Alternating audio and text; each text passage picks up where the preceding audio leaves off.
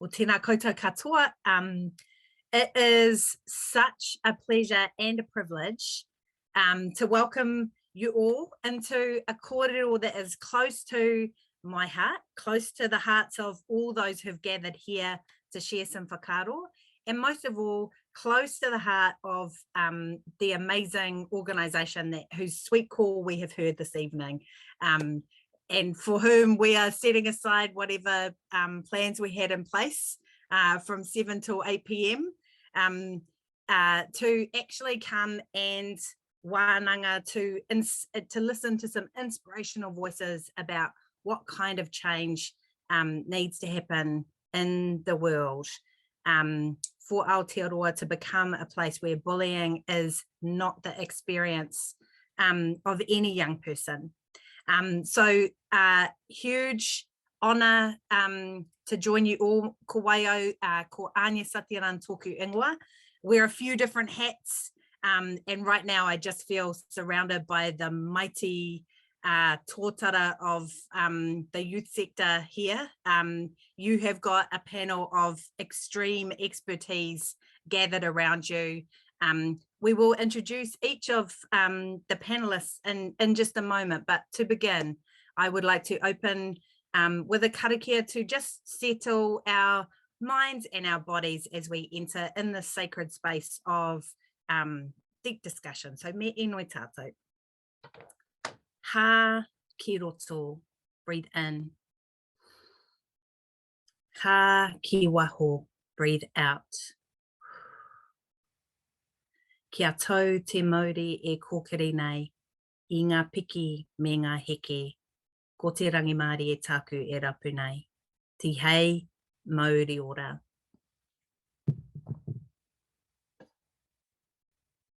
Tēnā koutou.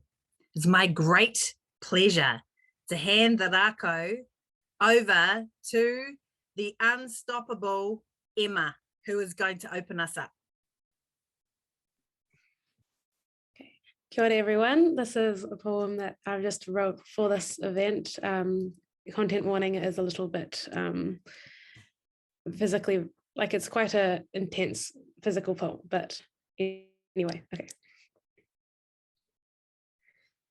This is what you did to me. Neck crack back, tongue out wild, cheeks drunk, flushed, leaking tears, laughter bubbling up red at my lips like rabies, wrists curved in, broken, smashed in, ribs like smashed up bricks, the bronze dust mingling with the rust from my guts, the last laugh driven deep. Do you remember how I used to be? Alive and vivid like melting crayons or the first butterflies of spring, daisies in the field, green and golden innocence. This is what you did to me. I am a staggering, crawling skeleton, unable to pull her bones back together, fragile enough for your feather touch to crush me, the spare ends of your words. I became the dirt across all the world's continents. I became the dust mixed in with the galaxies. I became obliterated. And this is what you did to me. I sprawled on the floor, grotesque bent figure, choking pulls in my ears until I could not hear you. I could not feel you. I could not see you. And isn't that what you wanted? Really, deep down at the heart of all your cruelty, somewhere you were screaming for someone to see that you were lonely and hurting, and nobody saw that. And it's not that I'm seeking to be empathetic, a fantastic example of human forgiveness. I just believe you wanted connection because that's what everybody wants. But what exactly did you hope your methods would achieve? Pain isn't a currency, happiness isn't easy, and you lost any opportunity to be seen when you took away my ability to see. I think our societies have forgotten how to breathe. Instead of teaching kindness, all we're passing on is our history of hatred and brokenness, rendering one another listless for our different colored skins, different type of intelligence, different religions. Instead, all we're passing on is our poisoned fish and dying forests. We are the ones that are burning. But the way to quench the fires is not by lighting more. It is not our duty to teach our children the same thing. It is our duty to teach our children a new way, holding on to the hope that today might be different to yesterday. We need to teach our children to greet one another with smiles and indiscriminate kindness, to see past our differences and embrace what makes us all the same. We need healthy ways of expressing our pain. We cannot repeat the same stories again and again because there is no more room and space. And I do believe we can change the statistics. I have met some wonderful people in my life, people who have shown me the true meaning of generosity, absolute selflessness, sweetness, humanity. And it does give me hope in our broken society, that there is kindness somewhere in this mess, and that is enough to transform us. Thank you. Well, tēnā koe, Emma, and thank you for laying down such a beautiful wero to us all, to come and join you in this space to talk about what needs to change, what steps are needed for Aotearoa to be bullying free. I'm going to hand over to the wonderful Karla, the co-founder of Sticks and Stones, the organisation that has called us all together tonight. Kia ora, Anya. Thank you, Emma. That was just absolutely phenomenal. And I am always just so impressed by your talents and how you can express with such beautifully chosen words their experience and the possibilities, and you're just incredible. So first of all, thank you. It's just so great to have you open our discussion. I am absolutely thrilled to be in the company that I'm in. I am feeling a little bit in awe, to be honest, to have this conversation with so many just important people who care so passionately about this space. Bullying Free New Zealand Week is every week for us, and it's so important that there's an investment made in prevention that will turn the tide on the pain that so many of our young people and our adult humans are experiencing. And that change needs to occur at every level, and there needs to be an investment of time and resources. And for 10 years, we have done very little, and we need to do more. So just eager to hear the thoughts of what more could look like. Oh, tēnā koe, Karla. And I love that you're wearing a couple of different hats tonight. I'm hoping that you will jump in and answer, help the panel to kind of generate some collective wisdom on these big questions. I'm going to introduce each of our panelists before we get into the kaupapa o te pō. And I'm going to do I'll do a little introduction and then hand the rako over to them to see if there's parts that I've missed or things that they would like to underline. So I'm going to begin with my friend, Shannan Wong, who is a lifetime Youthline volunteer, one of the hugest and most passionate champions of young people that Aotearoa has ever seen. She currently runs the clinical training program at Youthline Wellington and is co-facilitating a mental health peer program in 2 lucky Wellington high schools. She's a second and third generation Chinese New Zealander, and she's really motivated to open more spaces for ethnic humans to thrive. So tēnei te mihi ki a koe Shannan. It's a great pleasure to have you on the panel. I'll hand the rako over to you to just say a couple of words. Thank you so much, Anya, and I'm super grateful to be here amongst this amazing crew and to keep doing the thing that I love to do, which is amplify young people's voices and the things that they've shared with me, but also learn. Like, that's one of the biggest things that I think sets me on my way and allows me to feel resourced to do the mahi that I'm doing. Yeah, so grateful to be here. What an awesome introduction. It's recorded, so now I'll make sure that I keep playing that anytime I need to. You can play it back anytime, Shannan, or just give me a ring. I'll do that as well. Mandy Hay is a person who, for me, brings together the theory and the praxis of youth development in Aotearoa, New Zealand. It's so cool to have you on the panel, Mandy. Your deep knowledge of the kind of body of knowledge, really, that sits beneath positive youth development and here in Aotearoa mana taiohi is a perspective that I think we urgently, not just on this panel, but actually across Aotearoa, need to engage with. So Mandy tutors on the Bachelor of Youth Development and Diploma of Youth Work and she also has a Master of Professional Practice qualification in Education and Youth Development. She's a passionate advocate, both for young people and for the profession of youth work. And I'll hand that over to you, Mandy, to just follow up with a couple of words of your own. Kia ora tātou. It is an absolute pleasure. Wonderful, Emma. What a way to open us up, hey? For me, I just see the pain. I see it with my colleagues. I see it with my students. I see it in my family. It's close to home. It's everywhere. And yeah, it's about time we came to the New Zealand, the Aotearoa that we believe we are. We're not quite as friendly as we think, hey? So I hand it back. Thank you. Tēnā koe, Mandy. I mean, it's so true about kind of where we come across bullying, and it's not just a problem that is located with young people. So yeah, thank you for that whakaaro. It's next my great pleasure to introduce Matt Kiore, whose bio is a pretty extraordinary record of service to community, service to young people.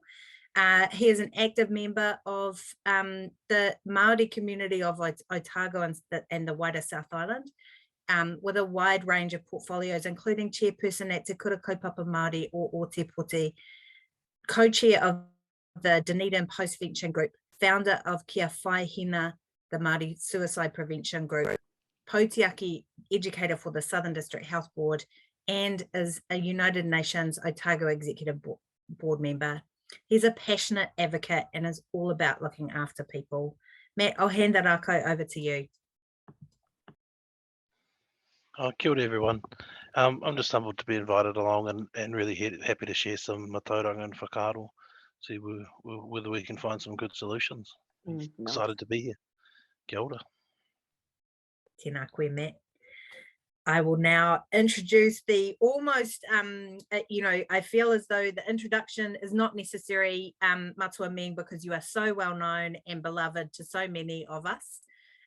Meng, of course, is Aotearoa's Race Relations Commissioner and hails from the centre of the universe, aka Tairawhiti, where, according to Meng, the sun has not yet set, and I'm not sure that it ever will, the way that he bigs it up every time I talk to him. The centre of the universe, Gisborne, what a place.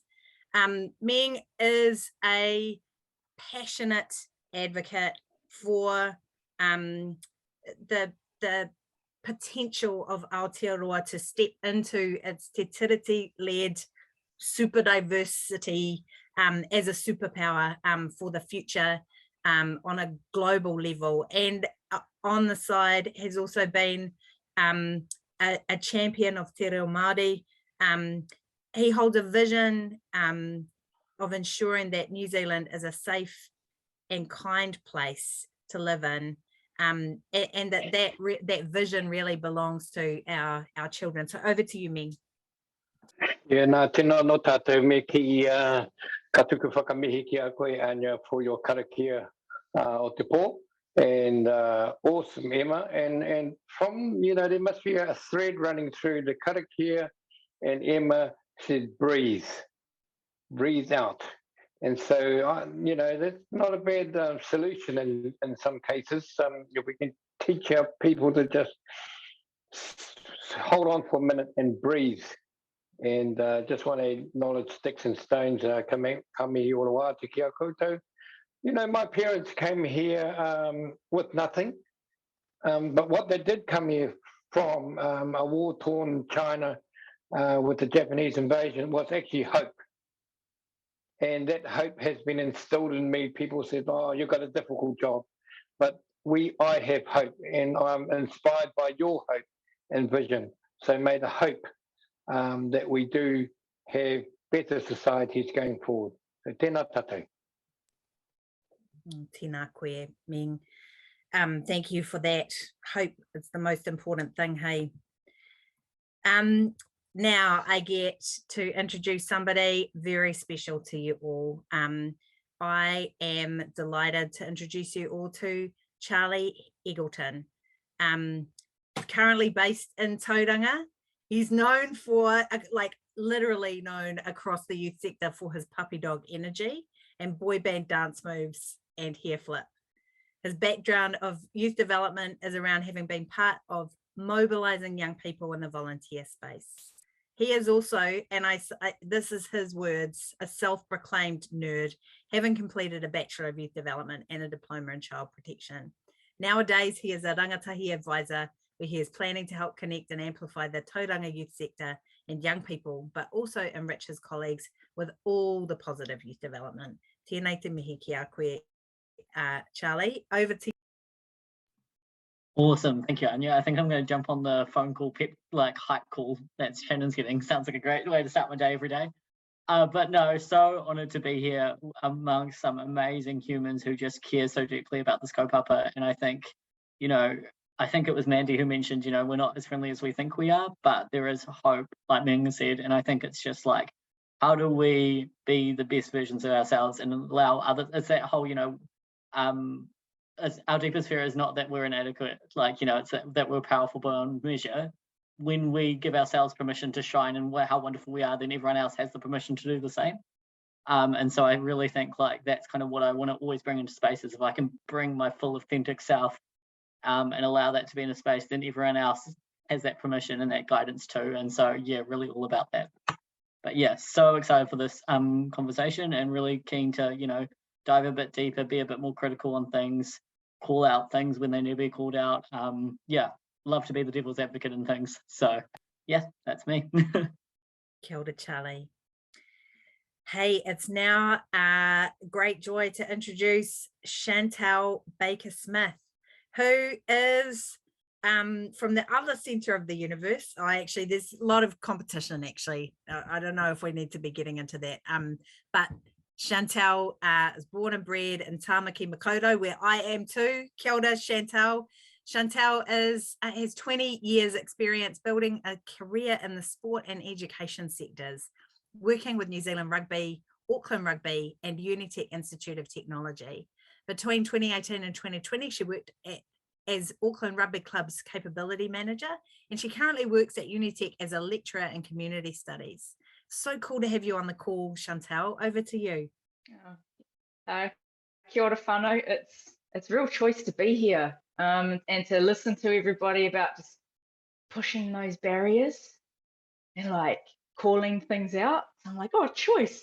I feel like I'm in the right company. So like everybody, just stoked to be a part of this kōrero, and I'll just share what I have experienced, but really interested in what everyone else has to say. And I'm a rugby nerd. I'm into sports things. And actually my background is our whare at Te Whare Wānanga o Wairaka. So it's our beautiful marae where it's nice to be back on campus now. So yeah, kia ora. Oh, miharo. Welcome, Chantal. The next person is the unbelievable Briarley Birch from the third centre of the universe, that is to say Te Tai Tokerau, hailing from the north on all of the sides, is Briarley. She has been a powerful advocate for young people, for youth workers and youth work, and for youth development. And she now works for Voice Whakarongo Mai, the advocacy agency for children, young people in care. Briarley's been in the youth sector for the last 20 years, working with young people and their various worlds. Youth work is her passion. I'll hand the rako over to you. Kia ora, my friend. Thank you. Just wonderful to be here. I can't wait to listen to all the wisdom and wisdom that will come through the chat. So I have nothing to add at all. That's as big as it gets in my life. Kia ora, Anya. I want to carry that around with me forever. Thank you. Oh, tēnā koe e te rangatira. And finally, but certainly not least, we get to hear from a wonderful person whose infectious energy has already infused our call and our coming together. I'm speaking, of course, of the wonderful Carla Sanders, who is the co-founder of Sticks and Stones. A long time ago, hey, like nearly the 10-year anniversary. Can I come to that party? 2013 was when Sticks and Stones was founded by Carla and a group of visionary young people. I mean, I can't say enough about Sticks and Stones, but actually what I'm going to do is hand over to you, Carla, to say a little bit more about what brings you here. Kia ora, Anya. Sticks and Stones, I always think of it as the baby between my babies. And it is such an important part of my world because it has just completely flipped and changed everything I think about what's possible, and the rangatahi that we get to work with have just completely changed the space and expectation that back in 2013 was maybe we might get 1 or 2 young people, hopefully head students in a room, and get them to nod and smile about what we've decided. Now it's much more common to have diverse and authentic voices questioning and challenging decisions before they're made, rather than waiting until they're almost finalised. So bullying prevention is really important and the heart of what we do.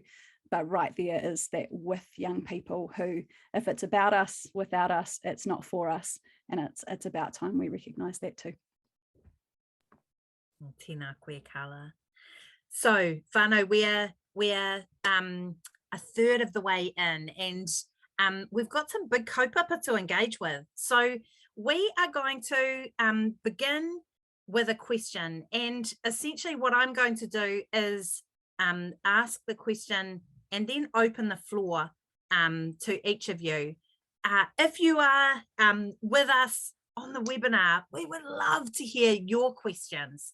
And so if you can share, pop into the Q&A section, anything that you're curious about, something that you would love the collective wisdom of this group to help you to figure out, we would love it, love it, love it if you could jump on and share some questions. But the first question that we're going to begin with is, it's a big one, right?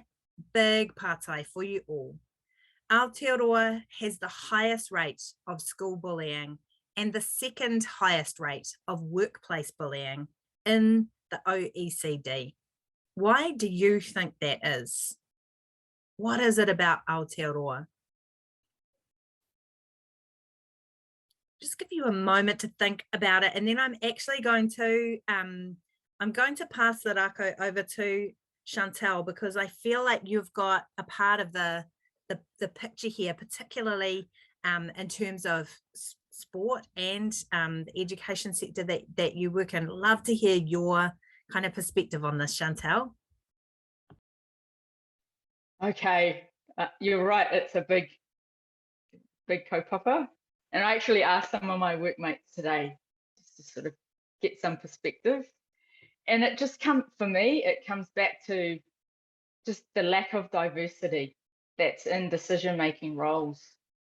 And we're at a time now where we're questioning these things, like it's awesome, you know, but there's this undertone of racism, of sexism, of anything that's different to what the dominant clique has been, which is, you know, we know it stems from colonization.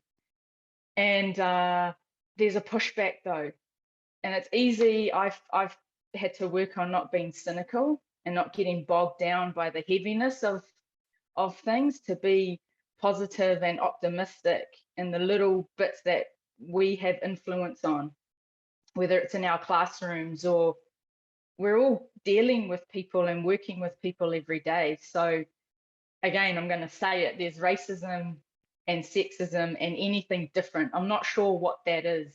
The phobia where you don't like anyone who's not different to you. So I'll just lay that word all down. Tēnā koe, Chantal. Who would like to add a perspective? Charlie, over to you. Thanks, Anya. Thanks, Chantal, for starting us off. I think that was a really good start to kind of go, well, yeah, there is all this undertone stuff, and it even bubbles over into like in the forefront. I guess for me, what I see as well is like, for a lot of people, it's that fear of unknown and not having language and vocabulary for things. And so it's like when you don't know what something is, your back gets up against the wall and you're like, oh, I don't know what it is, I'm not going to da-da-da. So I think of like, you know, my lived experience of being a rainbow person, you know, having been attracted to the same sex and then coming out as trans, like a lot of it is like when people don't know. And so the fear comes out, and when people are in that flight, you know, mode, we see the fight come out, and that's where the bullying happens, and that's when the whole, like, that whole thing. And so it's like, yeah, like you were saying, Chantal, what do we do to kind of like in that space? And so mine is, you know, how do I call out in a kind and curious way? You know, I've had conversations with friends when I'm like, hey, that joke's not okay. And like, you know, that was all banter, but actually that's not appropriate. And had friends go, oh shit, man, no idea, you know? And so it's like, how do we call out our circle or call them in as well? So how do they be part of your collective? And then they're going to go on and they'll be in a space where they'll hear those comments and go, oh, hey. And like, you know, my other favorite thing is just play real dumb and be like, what did you mean by that? And you go, oh, well, I meant, you know, that because this, and you're like, I still don't get it. Like, you know, and really watch people try explain their racist comment, their homophobic comment, and they really start to go, oh shit, like when they have to explain it, it's no longer funny, right? And so that's kind of, I guess, how I see it and how to challenge it and how to move forward with it, rather than like, it's so easy to get angry and pissed off at people and go, you're insensitive, you no. And like, you know, I could make a whole list of things that people have done that upset me, but instead it's like, yeah, how do I call people in and how do I get allies on my side? And so I always say ally is a verb, right? It's a doing word. You don't just label yourself an ally, you have to do something about it. And that's not just with, you know, rainbow people, but, you know, people of color and all of that kind of things. And so I'm thinking of where do I have privilege and stuff like that? And where can I be actively doing something? How can I be an ally? So, yeah.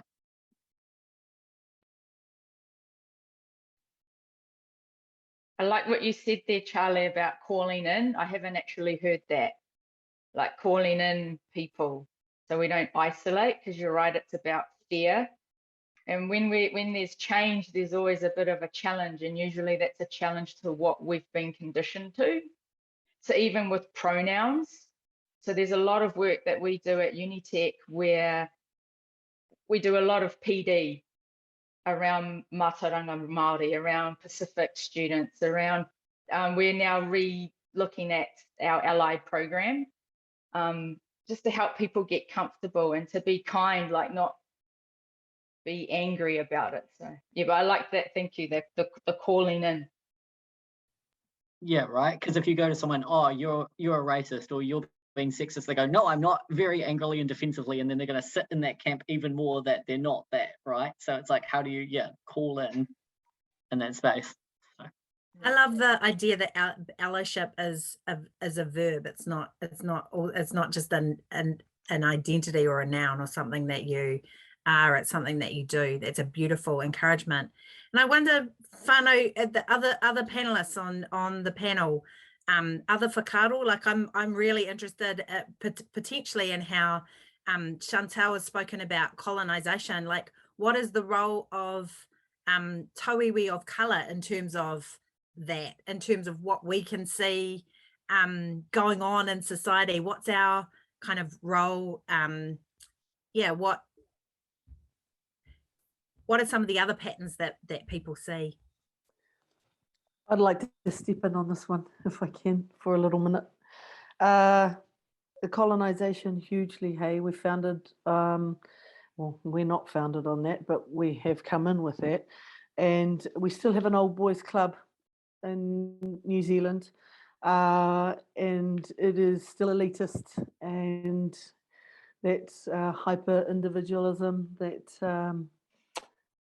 Chantal talked about in her bio is very prevalent. We're still fostering that in schools, in particular our private schools, and the positions of power that these young people are coming out and moving into, privilege into jobs and leadership positions. That for me is one of the biggest things. Plus we have an international pandemic on misuse of power. So I would say that we have a problem with countries bullying other countries. We have a problem with political leaders bullying other political leaders. male politicians bullying female politicians, sports management bullying sports people. We've currently got Hollywood where women are bullying men and vice versa. So it's everywhere. But in New Zealand, we have our own set of problems, and I would say a small country with much diversity, much diversity founded in, well, the colonization influence. Yeah, I think we're a country that we're taught adversity. When you look back on our history, and it's through greed, it's through conquer, and through suppression, and the Crown and the government has a big part to play. But I think that's still in the psyche. And what I hear is, oh, they're taking our jobs, or they're actually taking our positions, or why is that person in that job now? And I think for Pākehā people, they're feeling insecure because the other people are actually trying to be getting there in terms of trying to get equality through equity, and they're feeling that they're losing power, and they don't want to share that power. And so when the children, they're probably hearing some of these things at home. I mean, we're in quite a big change in the present time in terms of, you've got Māoris on council, you've got the Māori Health Authority, you've got Te Pūkenga with all the EITs, or the tertiary education being one, but definitely having equity and equality right at the forefront. And Māori are being very strong in the business world now, and at least people are saying, "Oh gosh, we better pay a bit of respect before there was no threat to the economy."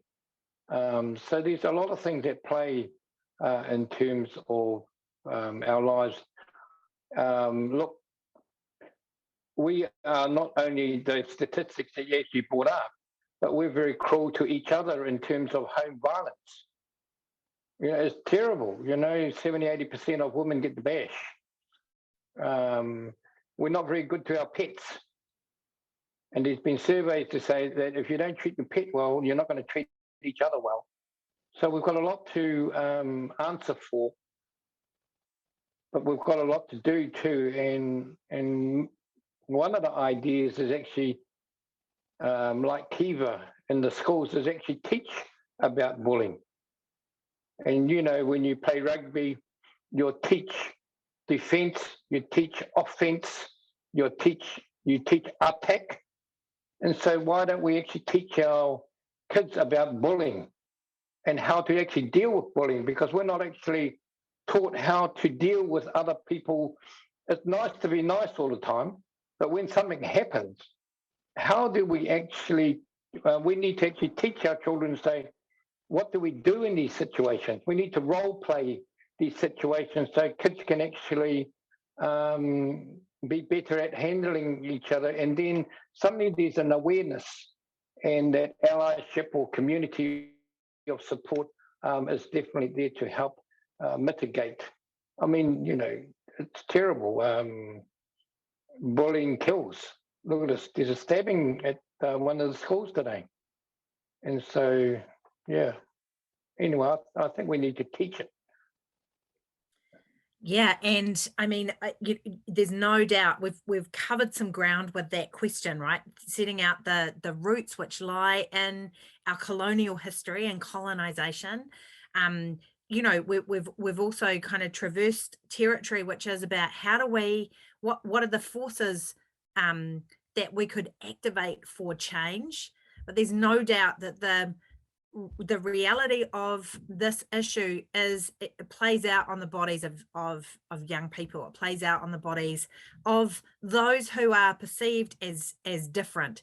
And so my next question for you all which I might actually invite Shannan, your reflections initially on this question, is about the fact that in Aotearoa, people who are seen as different are overrepresented in bullying. There's a correlation there, right? There's a difference in, or there's a correlation between perception of difference and the experience of bullying.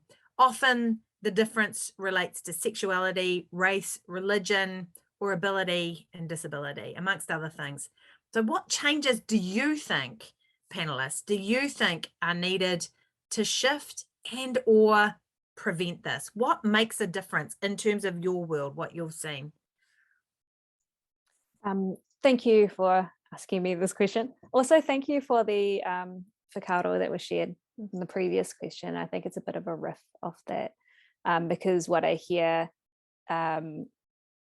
from young people is exhaustion, and I think it's kind of a definitely a bounce off of what the previous question talked about in terms of like not knowing how to hold ourselves in order for us to feel like we can call in or call out until we have maybe some tools, strategies, allies, advocates, representation that looks like us, that talks like us, that behaves and interacts like us.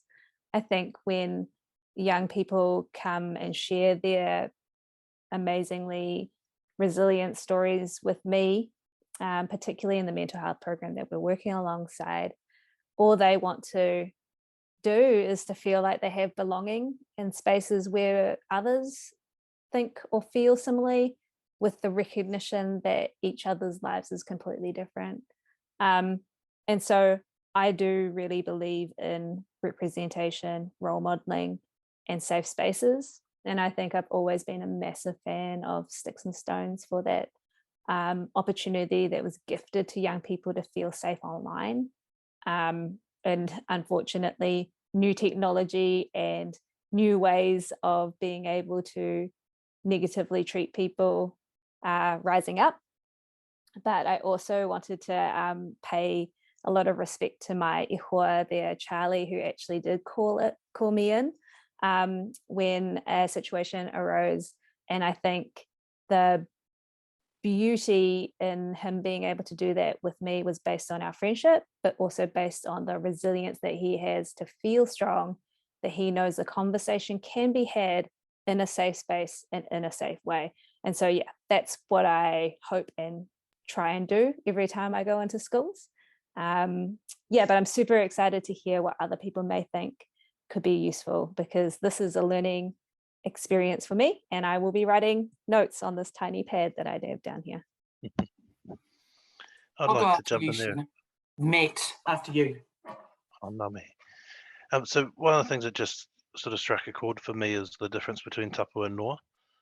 So for me, like when we're dealing with a culture crisis that's allowing bullying, it's about actually our Pākeke or our tuakana stepping up and actually collectively saying this isn't okay. And so I've seen that happen really effectively in classes we worked with, where all the parents have sort of created a chat group where we check in with our kids every night, make sure that actually if our young person is being impacted by bullying, then we talk to the other young person's parents and we collectively send those same messages home. And that's about the crisis of when you get a toxic culture that's allowing that to happen. The other thing is around, so that's the first stage, is creating that safe space. I completely agree with that. The other thing is teaching our kids how to actually get in sync with themselves and direct their own energy.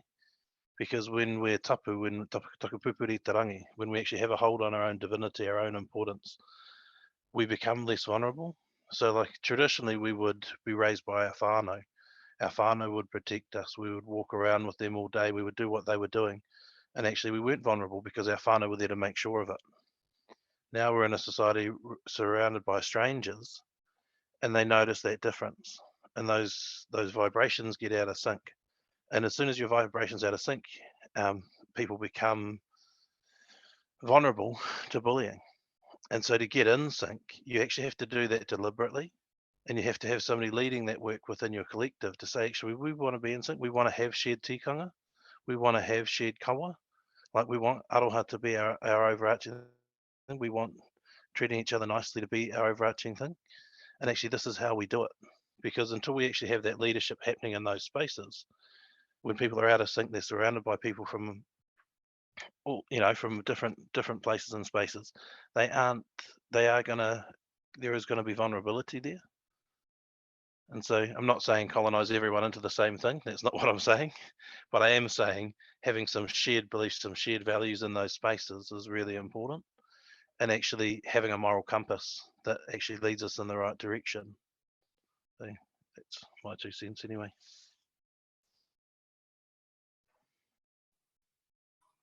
Tautoko tō kōrero e hoa.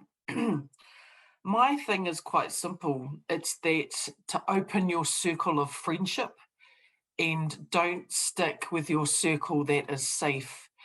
Go to people that smell different, that eat different, that cook different, that look different, that don't have a leg, that don't have an arm, and just go like this and say, oh my gosh, what do you think about Game of Thrones? And start making friendships. I think we get very comfortable in our circle. And I think as adults or young people that are listening, we need to have the ability to inquire deeply about someone's humanity and say, Shan, I'm not just going to keep you here, but instead I want to welcome you in.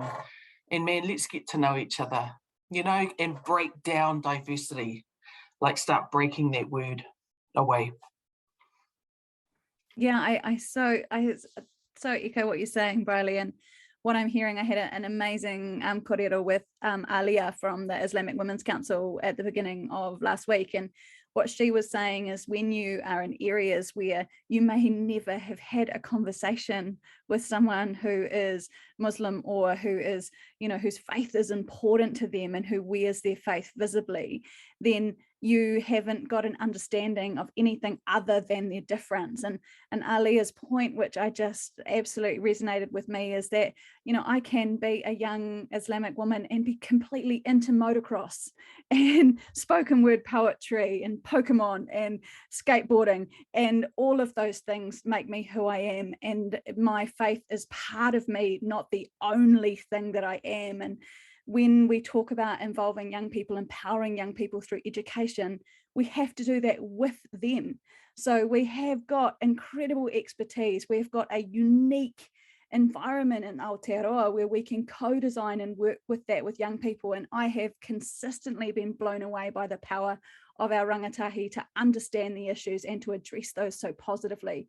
So why aren't we spending time and committing resources to empowering those young people to be part of what the issues are for them and how we can address it, and picking up Matt's point and taking these different areas and coming along on this journey with our young people and recognizing their important voices. Oh, tēnā koe, so beautiful. It's true, we have these amazing deep resources, right, in Aotearoa, to balance out the kind of sense of dismay about our statistics. Actually, we have the answers at our fingertips. So I've got a kind of a question for you all that I guess is directed more to those of you who are working kind of directly in or around schools. Like, what is it that schools need to do in order to kind of bust through the silos that or encourage young people to bust through those silos? What are the things that you've seen that really work to help young people to find their way through difference into relationship with another?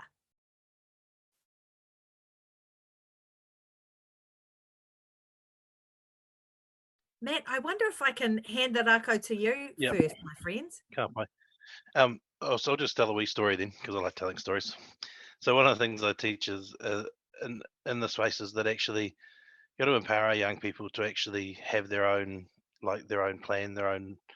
So I've seen kids that have been really, they want to leave school because they don't feel like it's a safe space for them.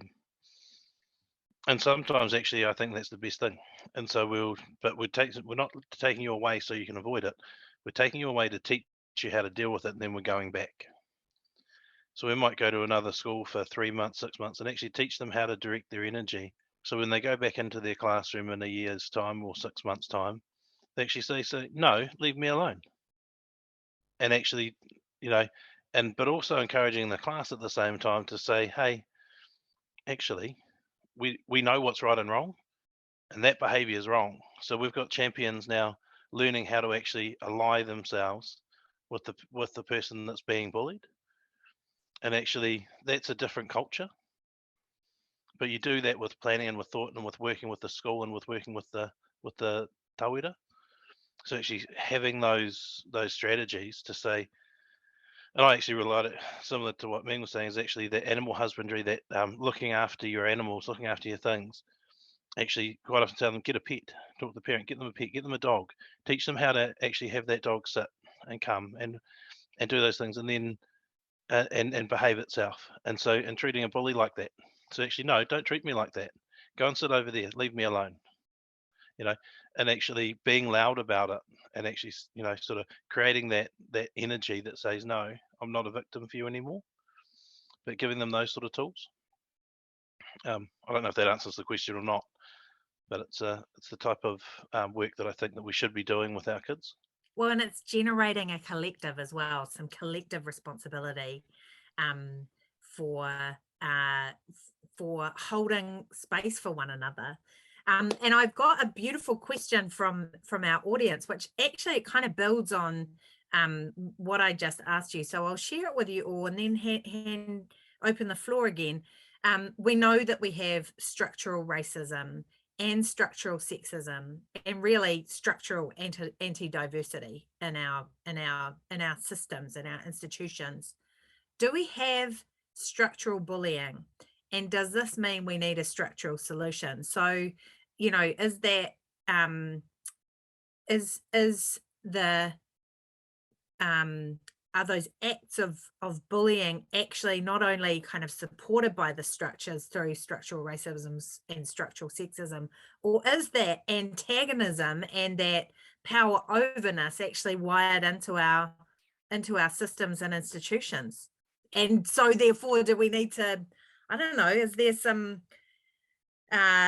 matches that we need to kind of bring into the situation? I think we should be courageous with our answers here, whānau. I think this is a really good patai that our audience has put to us. Do we have a problem with structural bullying in Aotearoa, given the prevalence? I want to jump in and say yes. I think our inability as schools to actually put consequences in place that are effective, and our challenge to actually engage whānau to come in and say, and work with their own kids to say, actually, no, let's not do this. This isn't okay. Because the way that we're structured makes that really hard and puts risk in place that actually shouldn't be a risk. It should be managed differently. Thank you, Matt. Who else would like to answer that? From my going to schools and reading the newspaper and offering schools support when there is an issue, a lot of schools, some schools tend to shut the door because they're worried about their reputation, the brand of the school, and so they actually start to turn the victim into a perpetrator. And so that's a huge issue. But I want to riff off Matt's kōrero, because there are programs out there that actually teach about bullying, but also call in the bully and say, look, do you know that you've actually hurt somebody, what you've said? And do you think, and they will say, oh, look, sorry, I didn't realize it. But they'll say, probably the people that are teaching this child, the perpetrator, said, look, do you think you can actually, what can you do? What can you do to actually not hurt this particular person?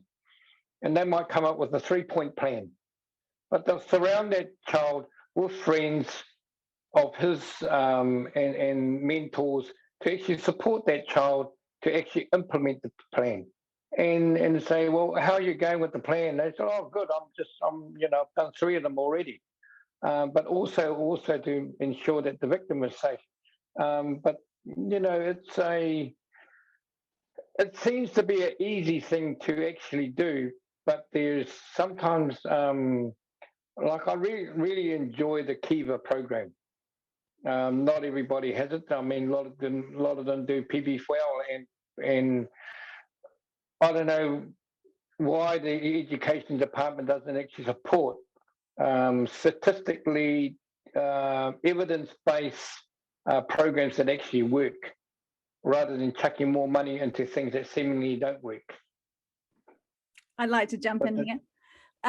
And I think that it's a really important challenge, but I also think the challenge is that we have the potential and we have the information, the resources, and the young people here to be able to create evidence-based, effective solutions that are going to work for rangatahi here in Aotearoa. And I think that what we need to ensure is that we're making an accountability within our system, that we're investing in what we can create in order to meet the needs of our very unique environment. And there are fantastic programs, and you've mentioned one of them, absolutely, but when we're bringing in something that has been developed for a very different environment and has not got the input of young people and rangatahi with lived experience and the ability to share in that kōrero and their opportunities to create change that's meaningful and authentic, then we miss a massive opportunity for that to really resonate and to stay with that young person, for them to be an advocate themselves and a champion for what's going on. And we're throwing matches around. The one thing I'm hearing is that we have teachers who are perpetrating the bullying behaviour. We have culturally and religiously and ethnically diverse young people who are spoken of and to in ways that are bullying and are completely inappropriate. So where does the support for that start, and how are we holding people to account even when they are in positions of power? How are we calling them in, to take Charlie's phrase, and having some accountability there so that we're creating safety with consequences? It's massively important. Can I just jump in and add something? Yeah, I feel like everything that everyone has said has been has been really informative and really amazing. And I think just the one thing that I feel like I want to add is I think there really needs to be also far more emphasis on support structures for mental health, because we can do everything we can to try and change structural problems and also educate people so they don't bully, but realistically we are still going to have bullying and inappropriate behavior, and that means we need mental health support services that can actually look after people who need it. And I think what we really need to focus on is having culturally appropriate mental health services for people of all different religions, cultures and ethnicities, immigrants, tangata whenua, where it's really important that we have these structures there so that they always know there's somewhere to go to and someone to open up to about bullying. Because I think particularly with social media and technology nowadays, a lot of behavior is far more insidious than it used to be.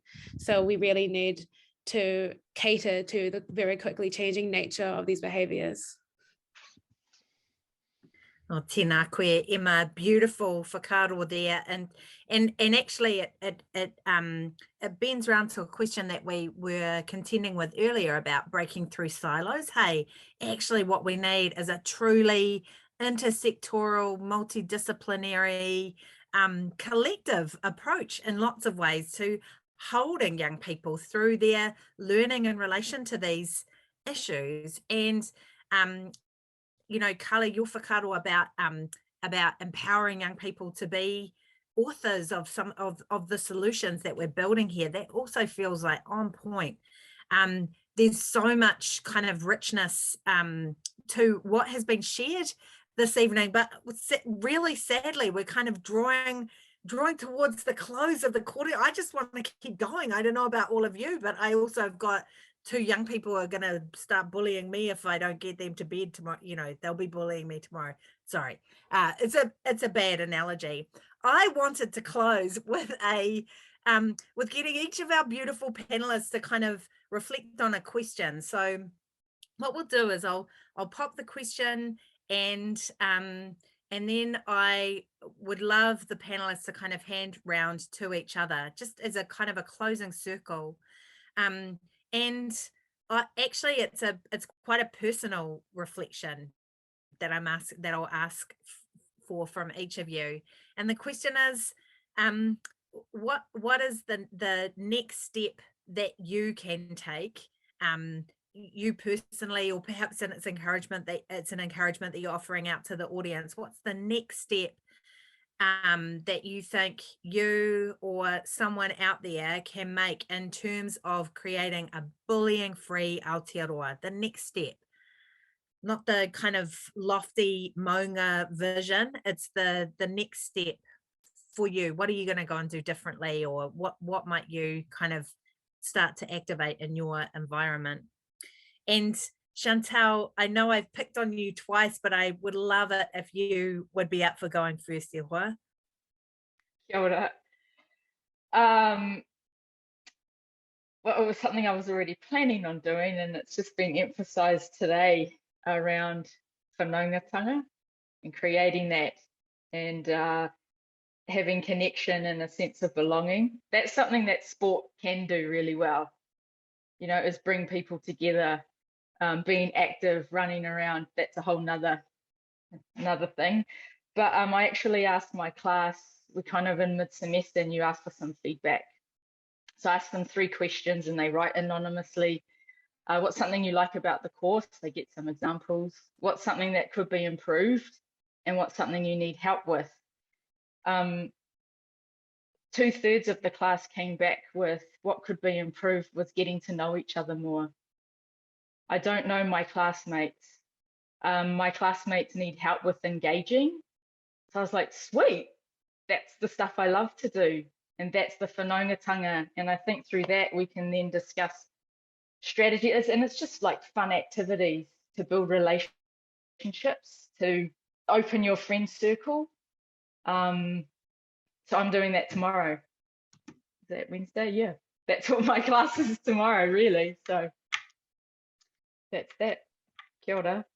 Miharo. Thank you, Chantal. That's such a practical and world-changing step that you're going to take. I'm inspired by that. I'm going to do the same. Briarley, can I hand over to you, Ehua? Yeah, mine's really simple. You know, I believe in systemic cultural, political world change. I do. But I also believe in people change. And I just feel like Charlie, Chantal, Matt, you guys are the ones that have to make the change. You have to be nice to the dairy owner. You have to force yourself to be nice to your partner when you just want to, you know, like it's the people change stuff that I think we lose. It's the pee in the shoe. It's the uncomfortability. It's when you want to defend your practice, when you actually want to say, excuse me, it's that kind of stuff. It needs to stop. And instead we need to go, hey man, I'm not understanding this. I just need to, you know, I just need to be really honest. So for me, I love systemic change. It's not my skill, but my skill, I feel, for all of us is people change, the movement of changing people. You know, it's a bit of a whittle as well, because it's really hard to not defend yourself as well and to defend situations. So Anya, I think that's it for me, you know. Yeah, that's the whittle. Yep. And I have to do it with my husband. I've got to do it in my own home, you know. Walk the talk, man. Walk the talk. Kia ora. Tēnā koe. Matua Meng, over to you. Well, I want, I'm in the position where I think the government should value our teachers more, value them in terms of their efforts. And I'm here to lobby the Minister Education for more resources, making sure that things that will work are encouraged. And I know that one size does not fit all, and I encourage the Minister to actually allow bespoke solutions. And so I think the valuing of our teachers and encourage, and we can't get the New Zealand history curriculum out there quick enough. And I really want the local communities also to be able to contribute the local history into the school, because I want it to be bespoke. I want the kids to actually learn about their surroundings and what's the name of that street and why is that maunga tapu to us, and have we been to the marae? Just some simple ground stuff. Kia ora. Oh, tēnā koe, Meng. Thank you so much. Charlie, over to you. Oh, the classic unmute, still getting used to it 2.5 years later, eh? Yeah, what's next? I think my thing is like reminding myself to speak up, because often I can just kind of get exhausted and the personal exhaustion will take hold. So it's finding those allies around when the exhaustion hits, but also reminding myself of what I even just said, calling people in. And I think my next step is, I've started the conversation with my team at work about, hey, pronouns are pretty choice and it's a quick, easy win. And everyone's like, oh, yeah. And then it's just kind of died down again. But it's like, maybe I just need to literally sit with everyone on my team and be like, hey, let's go for a coffee. And I'm going to change your pronouns in your email right now while we're having coffee. How great. Awesome. But yeah, I think it's just like reminding people, because like, people go, oh yeah, that's too easy, Charlie. Like, of course I'm going to do that. But it's actually like, if I'm on a call and I notice Shan's like pronouns aren't in her thing, like, hey Shan, remember we talked about that. You're going to just quickly change your pronouns now, and doing that kind of thing of like, just reminding people, and like, because you can kind of remind people and then they don't do it and you kind of get a little bit defeated. But just like, once again, those friendly reminders like, hey, we talked about this. And yeah, just remembering that curiosity and that kindness, I think, moving forward. But also a bit of a plug, but those mosaic cards that Aotearoa and Princess trusted, I've just purchased a bunch of them for my team. Yes, those one, product placement. Thank you, Shan. In the next 5 minutes. Shan will also plug the link, hopefully, for me. Yeah, there we go. But yeah, just I think, I've bought those as cards, as resources for my team, but actually like having those in our weekly, what's on top meetings, and, or having them when we all have our coffee break together and stuff like that, like just being really intentional in using resources. So Shan's going to plug the link for people who don't know, but these are some amazing conversation starters. I'm probably not doing it justice. Shan or Anya can probably jump in and do it better, but I just think it's, yeah, a great resource. So, yeah. Makes my heart fly to see the mosaic cards. And kia manawa nui e hoa, with that work of transforming practice in your organisation. And Charlie, you always show up with so much kindness and curiosity. So yeah. Shan, over to you. I was just going to write some more comments, but that's cool. I can't multitask. Mostly they were to Charlie anyway. I'm just super inspired by everything, and I wasn't joking before, and I said I have a very little pad, so it's a bit full at the moment. Something that I find really useful is actually riffing off what has been said before, but actually asking like what bullying means, or like what it's like to feel like what being hurt by people's words or actions or non-interactions, what those mean, what they feel like to somebody, what they look like to somebody, and build spaces of safety and acknowledgement, but also clarification, because it's not the same for everyone. And I think I've been working really hard to not do sweeping generalizations, when actually that was the way I was brought up, like real sweeping generalizations. Also, individualization is pinging in my strengths. And so, yeah, taking the time to have a conversation, like particularly recognizing the beautiful whakaaro that has been said here too, taking the time to call in and invite in, because my knowledge is only going to grow from that. And I hope that I role model that so others will have the opportunity for their knowledge to grow too. Tēnā koe, Shannan. Matt, can I hand over to you in Aotearoa?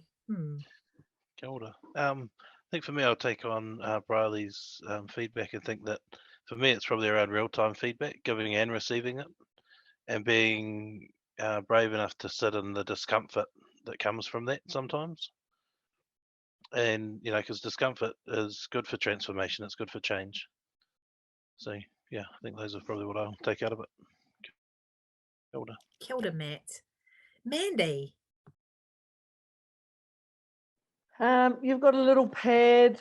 I've got pages. I could be here for another 10 hours. I'm so passionate. Good on you. So talking to Briarley about her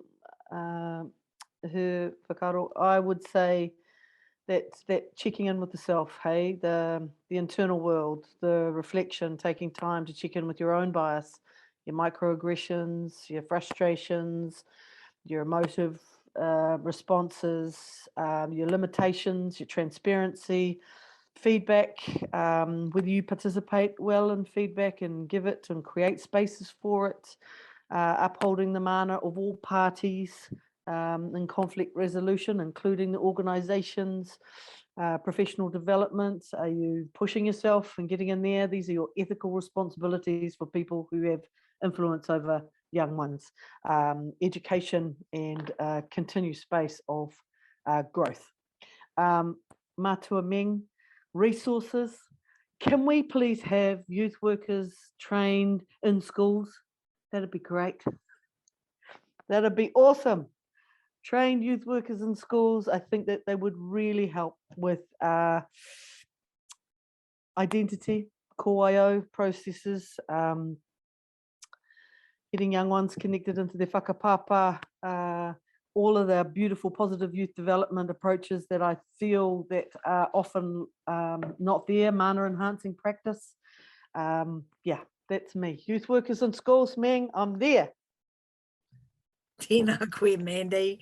Love your whakaaro there. Emma, I would love to hear your reflections. I think all of the whakaaro tonight has been so amazing, and I think I would just start with, just starting small, just a conversation with even one person about what we talked about tonight, and then just slowly going from there, just being able to have these conversations with people, being able to be empathetic and understanding and not cancel people too quickly, I think is so important. And I think my main takeaway though from tonight is the calling in. I think that's incredible, and I think is a very wonderful progression from calling out, and I hope that we can all go in that direction together. Miharo. And finally, but certainly not least, I'm going to hand to Karla. Thank you so much, Anya. My head is just absolutely spinning with what happens when collective voices come together, and my next step is continuing to bring people together to have this conversation and provide challenge and kōrero around the hard conversations, and for young people's voices to be such a huge part of that. Our panel on Thursday is just young people, because when I speak with thousands of young people, if they were here tonight, they would find it really hard to carve out the space for their voices to be heard, and they want to have that space to be able to share in a way that is safe and supportive. So my tomorrow is creating affirmations for toilet blocks at a primary school with 10-year-olds, and kind of changing how they start to consider who they are and what they do. But my challenge to everyone is, how do we centre rangatahi, and how do we work with rangatahi in order to create change to attitudes, behaviours and norms that allow bullying to continue? And without those voices of young people, then we're missing out on everything that's possible. No matter how much research is out there, we cannot discount the importance of their involvement, and that's the heart of our mahi, and that's why the conversations that have young people at that table are just absolutely essential in order to create change. So let's keep talking, Meng, let's keep lobbying and create that change, because it is about time that an investment of time and resources came into this space, so that New Zealand can be the kind and kind and wonderful and inclusive place to live that we've been sold on.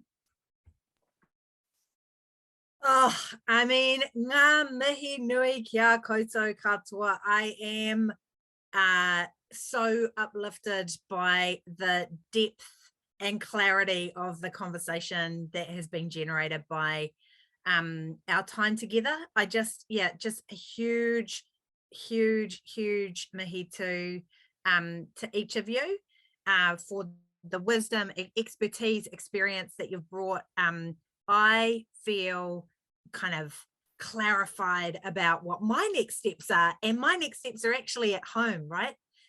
As a parent. So I just want to offer up my huge thanks to you all, to everyone who has joined us. Thank you for sharing your Tuesday evening with us on this incredibly important kaupapa. Tune in on Thursday, same bat time, same bat channel, for the next installment of this exciting show. Maybe it's a show now.